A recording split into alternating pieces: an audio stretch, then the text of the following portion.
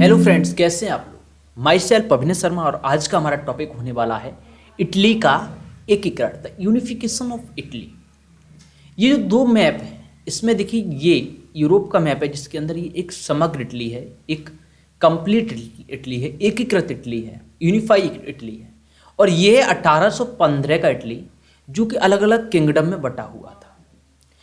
इस टॉपिक के अंदर हम यही कहानी को पढ़ेंगे, एक इतिहास की कहानी को पढ़ेंगे और इनके माध्यम से देखेंगे कि जो ये अलग अलग बहुत सारे जो स्टेट थे, किंगडम थे, इन सबको मिलाकर हम एक इटली कैसे बना लेते हैं, एक इटली कैसे बनता है। यही कहानी है इटली के एकीकरण में। तो हम इस मैप के माध्यम से ही एक एक स्टेट को जोड़ने की प्रक्रिया देखेंगे, वो भी 4 स्टेप्स में। ये क्लास 10th का एक इम्पोर्टेंट टॉपिक है और यूरोप के अंदर जब नेशनलिज्म राइज हो रहा था, इसका पूरा एक चैप्टर है ये वाला, यूरोप में राष्ट्रवाद का होता था, rise of nationalism in Europe. इस चैप्टर को भी मैं पूरा पढ़ा चुका हूँ और जर्मनी का एकीकरण भी मैं बता चुका हूँ इसी चैप्टर के अंदर, तो आप उसमें जाके देख सकते हैं। बात करेंगे हम इटली के एकीकरण, इसको हम 4 स्टेप्स में देखेंगे। आपको मालूम है कि 1830 से 1848 तक, यहाँ पर डेट लिख रहा हूँ, 1830 से 1848 तक एक बहुत ज़्यादा उथल पुथल का दौर रहा यूरोप के अंदर। क्या हुआ कि यूरोप के अंदर बहुत सारी फसलें मारी गईं, भूखे की स्थिति रही, बहुत सारी बीमारियां आईं। और इस दौरान क्या हुआ, जो मध्य वर्ग था, गरीब लोग थे, मजदूर लोग थे, उन्होंने सरकारी कर्मचारियों के ऊपर और अमीर लोगों के ऊपर, जिनको विशेषाधिकार पहले से प्राप्त थे, उनके ऊपर हमला कर दिया और एक तरह से तख्ता पलट की तरह कर दिया। हमने ये भी देखा था कि जर्मनी के अंदर एक फ्रैंकफर्ट संसद के अंदर, अगर आप नहीं पढ़ें तो जाकर पढ़ लें, लेकिन मैं एक टॉपिक बेसिक बता रहा हूँ, इसकी कोई ज़रूरत नहीं है इसमें, फिलहाल बेसिक बता रहा हूँ। जर्मनी के अंदर फ्रैंकफर्ट संसद के अंदर 831 लोग जाकर वहाँ पर एक संविधान का निर्माण करते हैं, वो भी विफल हो जाता है। और यहीं पर एक इसी प्रकार की प्रक्रिया इटली के अंदर चल रही थी। हुआ क्या, हम एक पेज पर आते हैं। 1830 में एक जुसेपे मैत्सिनी नाम का व्यक्ति हुआ, जुसेपे मैत्सिनी। इसने शुरुआत करी इटली के एकीकरण, किसकी? इटली के एकीकरण की शुरुआत की। इसने एक संगठन बनाया जिसका नाम था यंग इटली। इसका नाम था यंग इटली। दरअसल जब पूरे दुनिया के अंदर, हम खासकर दुनिया जब बात करते हैं तो यूरोप की बात कर रहे हैं, जब नेपोलियन का उदय हुआ, आपने देखा नेपोलियन ने बहुत सारे छोटे छोटे जो किंगडम थे उनको जोड़कर एक किया। जैसे अगर हम बात करें जर्मनी के अंदर, हमने देखा कि 300 से अधिक किंगडम थे। कितने थे? 300 से अधिक। लेकिन 300 किंगडम को उसने एकीकृत करके 39 किंगडम में मतलब इकट्ठा किया। केवल 39 किंगडम जर्मनी के अंदर बचे थे। कारण क्या था? जो वहां के लोग थे, 5-10 किलोमीटर जैसे ही चलते थे दूसरा किंगडम शुरू हुआ, फिर 5 किलोमीटर चले फिर दूसरा किंगडम शुरू हुआ। तो इससे समस्या क्या होती थी, हर सीमा पर उन्हें शुल्क देना पड़ता था और हर जगह उनकी मुद्राएं अलग थी, उनके टैक्स अलग थे। इससे क्या था कि व्यक्तियों के पास मतलब खर्चा ज़्यादा था, टैक्स भरने के लिए ज़्यादा था और कमाई बहुत छोटी थी।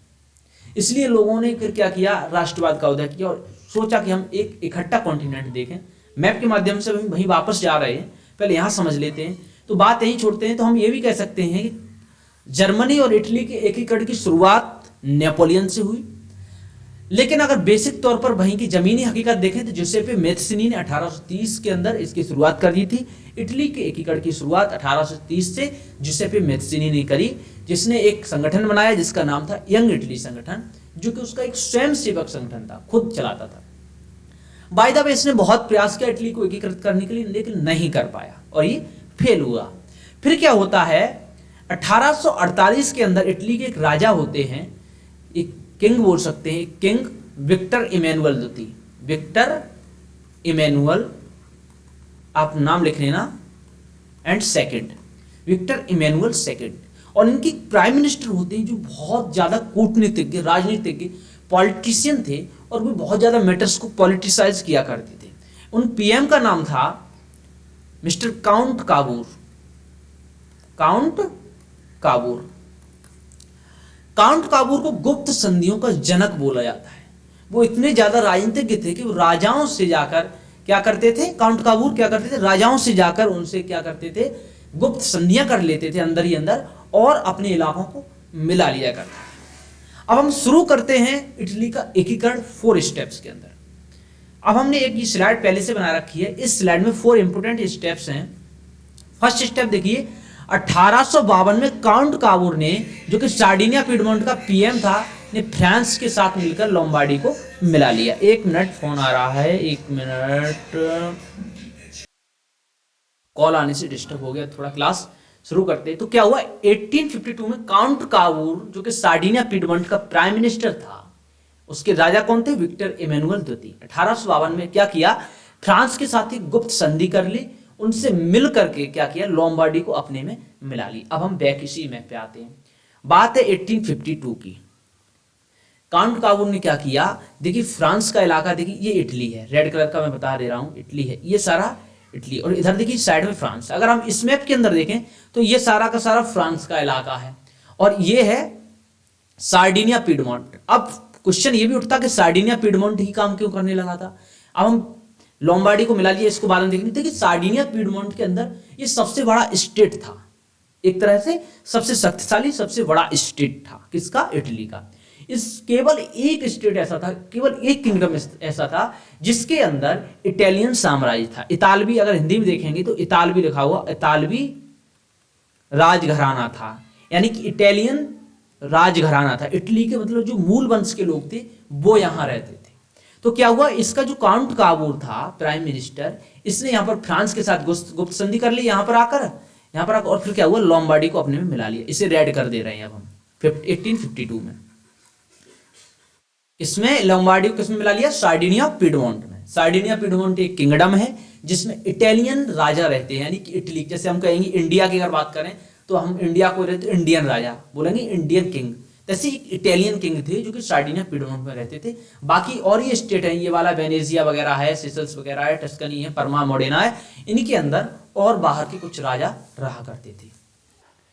अब सेकंड स्टेप के अंदर देखते हैं हम क्या होता है। सेकंड स्टेप के अंदर हम देखते हैं कि टस्कनी, परमा, मोडेना को जनमत संग्रह से मिला लिया। देखिए बहुत सरल नहीं था इटली का एकीकरण।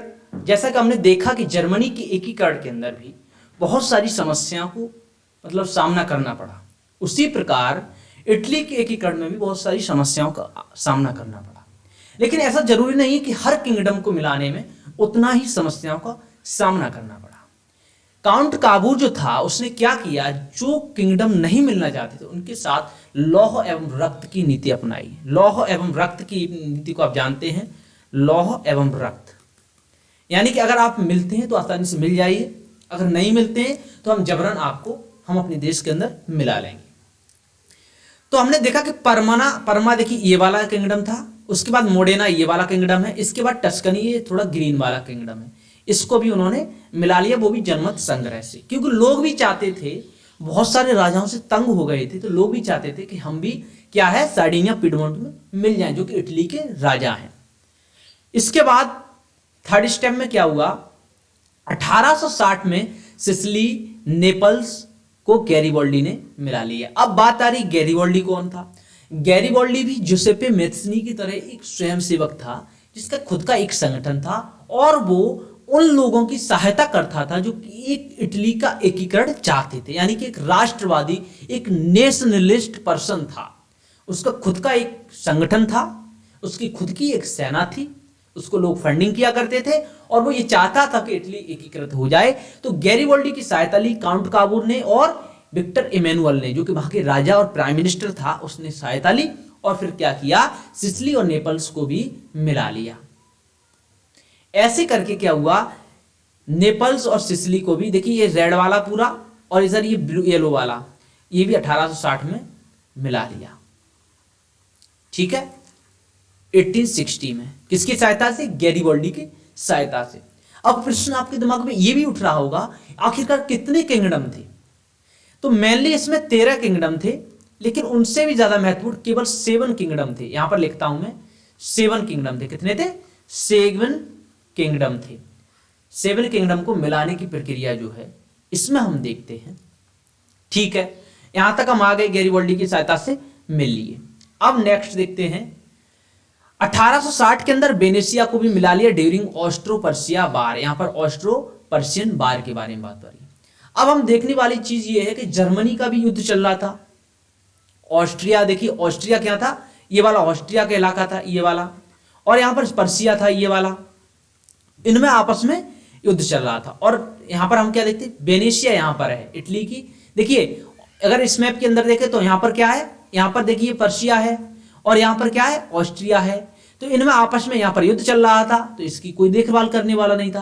तो इसी का फायदा उठाते हुए काउंट काबूर ने यहां पर क्या हुआ, वेनेशिया को भी अपने में मिला लिया। इस प्रकार वेनेशिया भी अपने में मिल गया।